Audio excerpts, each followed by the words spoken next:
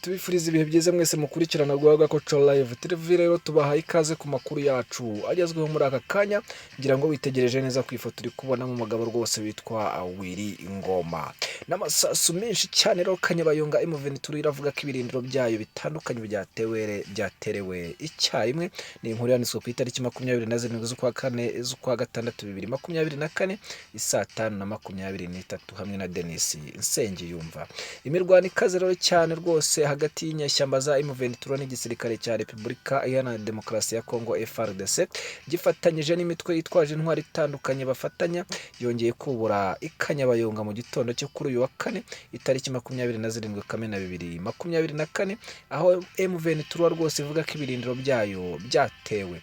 Ni imirwano rero bivuga ko rwose iri kubera hagati ya teritwari ya Rubero na Rucuru, ahagana ku cyicaro rwose cyo ku mugezi wa Ruhoru rwose ahitwa Rayi iruhande rwa Kimaka.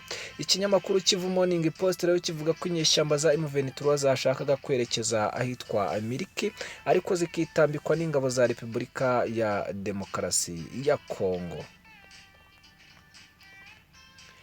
Ku ruhande rwawo rero umutwe wa M23 uravuga ko rwose wagabweho ibitero bitandukanye n'ihuriro rya guverinoma ya Kinshasa Kanyabayonga. Umuvugizi wa M23 Lieutenant Colonel Willy Ngoma abinyujije kuri Twitter rero yagize ati, ihuriro rya guverinoma ryatereye icyarimwe ibirindiro byacu kuri axe ya Kanyabayonga. Intare ziri maso kandi turirwanaho turinde n'abaturage mu buryo bwa kinyamwuga. Intambara ijana, intsinzi ijana.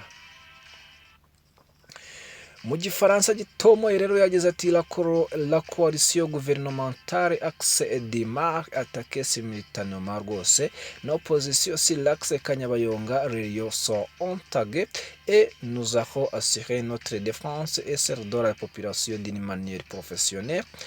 Sans combat égale sans victoire. Uwo rero ni Colonel Willy Ngoma ari kuvuga rwose uburyo ki leta yashoboye kubatera mu birindiro byabo biri Kanyabayonga. Katugushimire cyane no gukurikira amakuru yacu yaragezweho muri aka kanya, tugushimira kandi rwose tukurarekera gukomeza gukurikira amakuru yacu agezweho.